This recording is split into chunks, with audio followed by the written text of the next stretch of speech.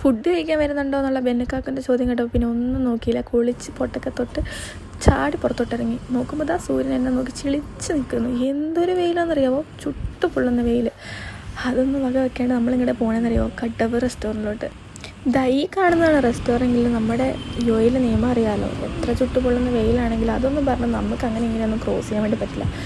Correct signal നോക്കി, zebra crossing നോക്കി തന്നെ നമ്മൾ ക്രോസ് ചെയ്യണം. അങ്ങനെ ക്രോസ് ചെയ്ത് അവിടെ എത്തിയപ്പോഴത്തേക്ക് ഉണ്ട് ഓൾറെഡി ബെന്നക്കാക്കുള്ള പ്രസൻ്റ് ആയിട്ടുണ്ട്.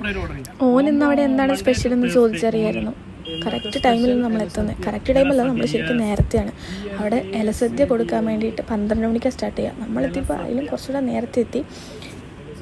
നേരത്തെ പ്രസൻറ്റ് പറഞ്ഞുകൊണ്ട് എന്തായാലും സീറ്റ് കിട്ടുമല്ലോ, അതുകൊണ്ട് ചാടി ഉള്ളിൽ കയറി.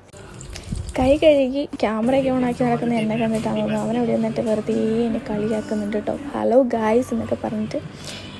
ടി വി വെച്ചിട്ടുണ്ടെങ്കിലും നമുക്കിത് വായിക്കാൻ മാത്രമേ പറ്റുള്ളൂ കേട്ടോ. ബാക്ക്ഗ്രൗണ്ടിൽ കേൾക്കുന്ന മ്യൂസിക് വേറെ പ്ലേ ചെയ്തേക്കുന്നതാണ്.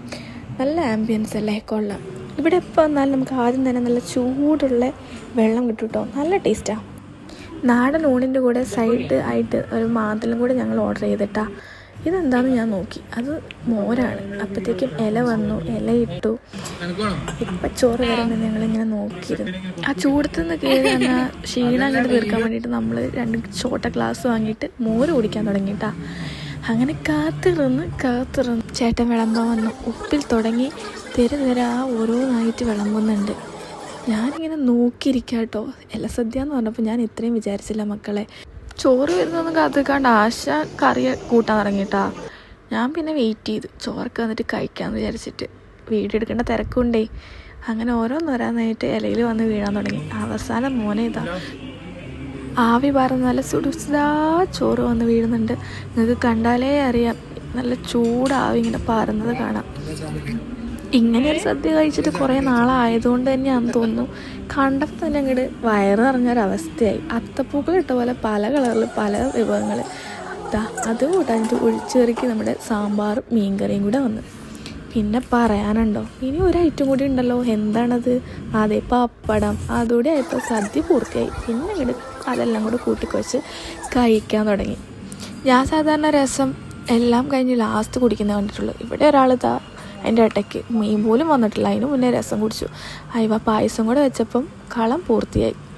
അങ്ങനെ മാന്തലും എല്ലാം കൂടെ കൂട്ടി ഒരു പിടി പിടിച്ചു. ഒരു പിടിയിൽ ഒരു 1.5 പിടിയായിരുന്നു എന്ന് ഈ ഇല കാണുമ്പോൾ നിങ്ങൾക്ക് മനസ്സിലായില്ലേ. ഇനിയൊരു ഐറ്റം കൂടെ ബാക്കിയുണ്ട് മക്കളെ. ഒരു എക്സ്ട്രാ ഒരു പപ്പടം വെച്ച് അതിലേക്ക് പായസിച്ചിട്ടുണ്ട്, കൂട്ടി കുഴിച്ചങ്ങോട്ട് കഴിച്ചു. അയവ പപ്പടം എക്സ്ട്രാ വേണ്ടാന്ന് പറഞ്ഞ ആൾ എൻ്റെ പപ്പടത്തിൻ്റെ ബാക്കി കഷ്ണം എടുത്തുകൊണ്ട് പോയിട്ട് കഴിക്കണം കണ്ടാ. അങ്ങനെ ആ ഗംഭീര സദ്യ കഴിച്ചിട്ട് ബില്ലടയ്ക്കാൻ വേണ്ടി വന്നപ്പോഴാണ് നിങ്ങളിതൊന്നും കാണിച്ചില്ലല്ലോ ഞാൻ ആലോചിക്കുന്നത്. ഇത് കയറി വരുമ്പോൾ തന്നെ ഈ ഒരു വൈബാട്ടോ. നമ്മുടെ നാട്ടിൻപുറത്തെ പീടികയിൽ പോകുമ്പോൾ കാണുന്ന അതേ സാധനങ്ങൾ തന്നെ. പൊരും വയലും വിശപ്പും കൂടെ ഒന്നിച്ചായതുകൊണ്ടാന്ന് തോന്നുന്നു കയറി വന്നപ്പോൾ ഇതൊന്നും ഷൂട്ട് ചെയ്തില്ല. അങ്ങനെ ഇന്നത്തെ സദ്യ ഉഷാറായി. Bye bye.